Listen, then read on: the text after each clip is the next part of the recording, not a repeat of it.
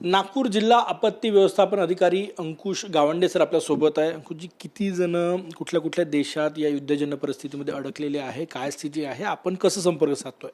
नागपूर जिल्ह्यातील एकूण 19 व्यक्ती त्या ठिकाणी आहेत। 5 कुटुंब आहेत यामध्ये आणि 19 पैकी 4 व्यक्ती हे बहरनमध्ये, 4 व्यक्ती हे अबुधाबीला आणि बाकीचे हे 11 दुबईला, असे 19 व्यक्ती त्या ठिकाणी अडकले होते।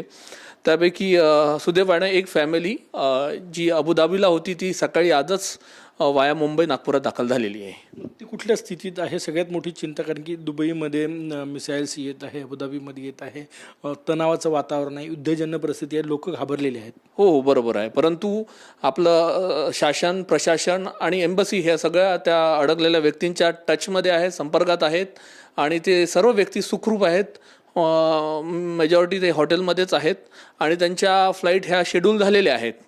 तरी मोस्टली पुढील 3 ते 4 दिवसात ह्या सर्व व्यक्ती आपल्या नागपुरात दाखल होतील। तुमच्याशी कोणी संपर्क साधला यांच्या मार्फत, कसा संपर्क साधला?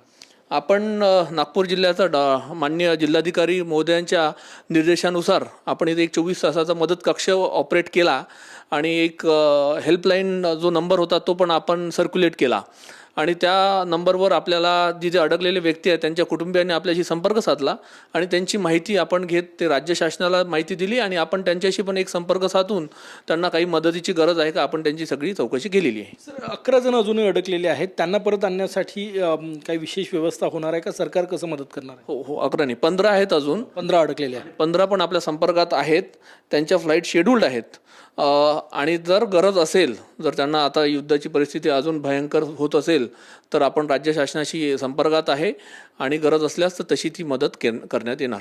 खूप खूप धन्यवाद। कॅमेरामॅन सचिन सायमसह गजानन माटे, TV9 मराठी, नागपूर।